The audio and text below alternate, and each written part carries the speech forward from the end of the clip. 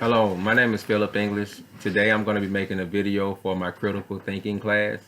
I'm a student at Luther Rice Ministry School, and my professor is Professor Russell Crawford. And today I'm going to talk about two ways anti-intellectualism has impacted the church. I'm also going to summarize how anti-intellectualism has infiltrated the American church and offer suggestions to ministers and leaders on how they can work together to correct such imbalances. Anti-intellectualism infiltrated the church in 1730 by George Whitefield and carried on by practices of emotionally directed preaching of Charles Finney in 1824. These two preacher strategies to convert people to Christianity was through the belief of immediate personal conversion. Its methods did not allow its believers to grasp a full understanding of Christian ideas, and teaching was left the converter illiterate in the knowledge of the truth of God's word. Anti-intellectualism has had a huge negative impact on the boldness of Christian ministers and leaders in witnessing God's words. It's extremely significant for leaders and ministers to possess fearlessness to express their religious beliefs, but also bravery to ignore their nerve and possibly offending others who perhaps live outside the principles of God. On the contrary, a leader who would practice anti-intellectualism would possess fear and lack bravery through their lack of intellect of God's word. Anti-intellectualism hinders leaders and ministers due to an inadequacy of biblical knowledge, which in turn lays an unstable foundation of doubt within the messenger.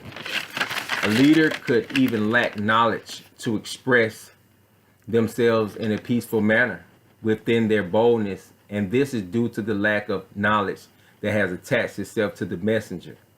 In such cases that exhibit lack of knowledge only results in ineffective methods to shape culture.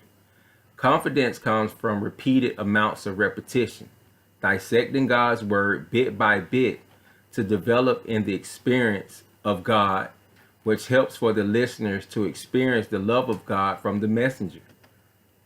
When a leader doesn't come off as shallow when relaying God's word, he's more passionate, and passion is attractive to the listener. It captures the listener's heart, and this is a good place to call the intellectual sharing of God's word effectively because of the listener's openness to receive. Knowledge is the key to boldness, and knowledge will articulate without doubt through the divine knowledge we receive from study that fortifies our mindset and intellect. The separation of the secular and the sacred was my second choice of topic, and it basically states, in other words, to not consider the Lord in all we do. In my opinion, this idea negatively impacts leadership and ministers by marginalizing the Christian idea when attempting to blend the mindset of God within our culture, organization, or institutions of the world. The results of excluding God's mentality from school, business, government, criminal defense systems, etc., would have damaging effects in our society structure. God's knowledge is infinite, and to not apply his wisdom causes chaos. The lack of God's wisdom, knowledge, and understanding leads to confusion in the public school. It's highly important for school staff to love children with the love of God in order to reach them to pull the undiscovered potential the children possess. God's word says the highest level of man's knowledge is his foolishness. So to welcome God into assisting us in structure and teaching of school's curriculum could only lead to a high level of learning. In government, God is greatly needed because of the power this entity has over the people. People need to be treated fairly by those they have entrusted to lead the nation. If God isn't incorporated or considered in the decisions made to govern the people, then evilness can creep in, taking control to take advantage and with malicious intent to hurt so many lives. God is just, and he governs with equality and love. So God's presence is significant within our governmental makeup.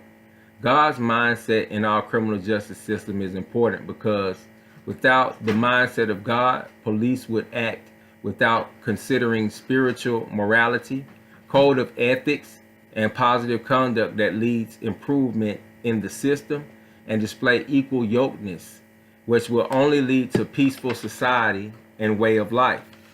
Including God always leads to positive results that impact the world for the betterment of it, culture, organization, and institutional makeups.